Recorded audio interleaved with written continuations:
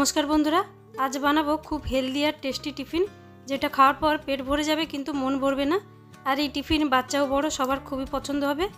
ये टिफिन बाच्चादेर टिफिनेও देওয়া যেতে পারে, সকাল সন্ধ্যাও বানিয়ে আরামসে খাওয়া যেতে পারে। সবচেয়ে বড় কথা হলো এটা তৈরি করা একদম সহজ আর খেতে অনেক টেস্টি। এই রেসিপি বানানোর জন্য দুটো মিডিয়াম সাইজের পেঁয়াজ নিয়েছি, লম্বা লম্বা পাতলা স্লাইস করে কেটে নিয়েছি। পেঁয়াজগুলো হাতে করে রগড়ে রগড়ে আলাদা আলাদা করে নিতে হবে।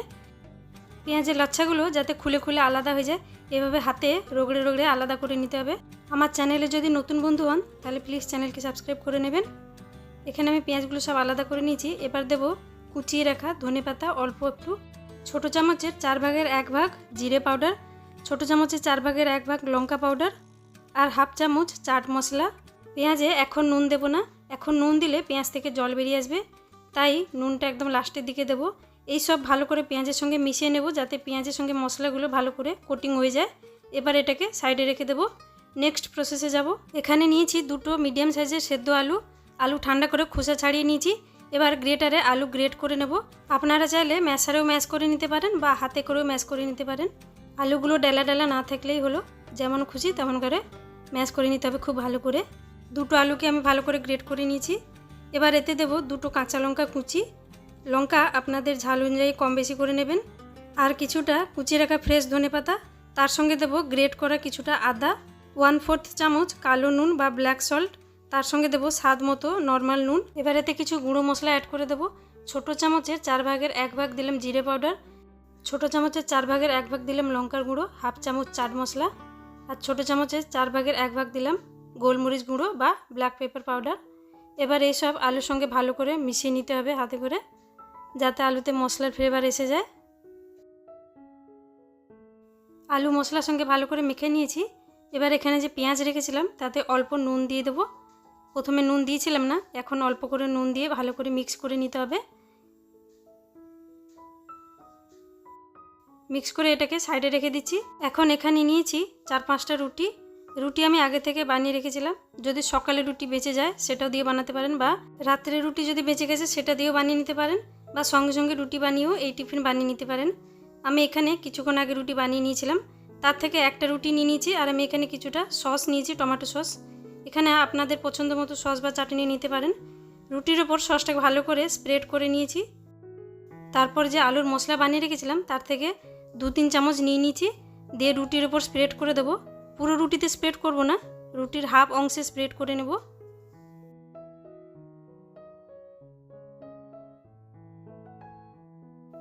এরপর এখানে নিয়েছি পনির, এটা আমি বাড়িতেই তৈরি করেছি। পনির গ্রেট করে ছড়িয়ে দেবো আলুর ওপর।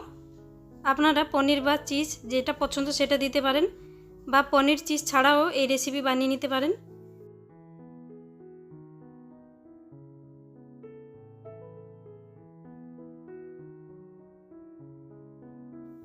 এবার পনিরের উপর পেঁয়াজের স্যালাড যে বানিয়ে রেখেছিলাম সেটা দিয়ে দিচ্ছি।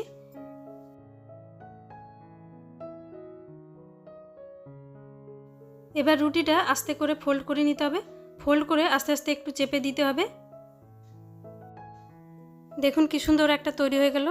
একই রকমভাবে বাকিগুলো তৈরি করে নেব। খুব তাড়াতাড়ি বানানো যায় এই টিফিন, আর খুব হেলদি টিফিন। আপনারা এভাবে বাড়িতে অবশ্যই বানাবেন, বাচ্চারা খুব খুশি হয়ে খেয়ে নেবে।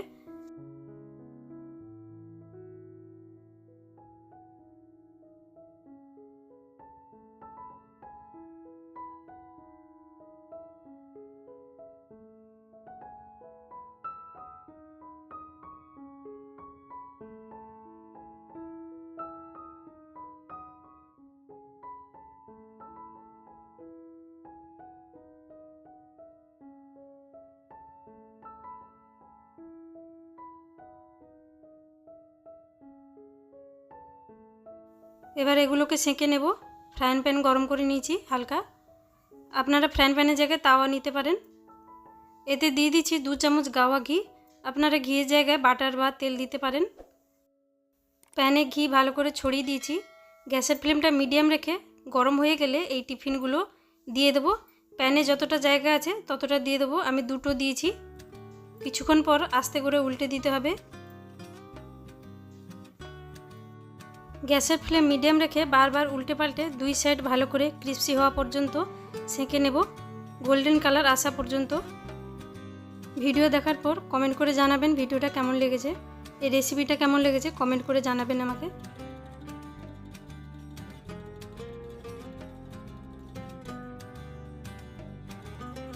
দেখুন বন্ধুরা কি সুন্দর গোল্ডেন কালার এসে গেছে আর ক্রিস্পি হয়ে গেছে। এবার এগুলো প্লেটে তুলে নেব, একইভাবে বাকিগুলো সেঁকে নেব। তো বলুন বন্ধুরা এই রেসিপি বানানো খুব সহজ কিনা। আপনারা চাইলে এরকম মাঝখান থেকে কেটে বাচ্চাদের টিফিনেও দিতে পারেন, টিফিনে রাখতেও সুবিধা হবে আর বাচ্চাদের খেতেও সুবিধা হবে। আজকের ভিডিও যদি ভালো লেগে থাকে প্লিজ চ্যানেলকে সাবস্ক্রাইব করে দেবেন, লাইক করে দেবেন, শেয়ার করে দেবেন। আজ এইটুকু, থ্যাংক ইউ সো মাচ।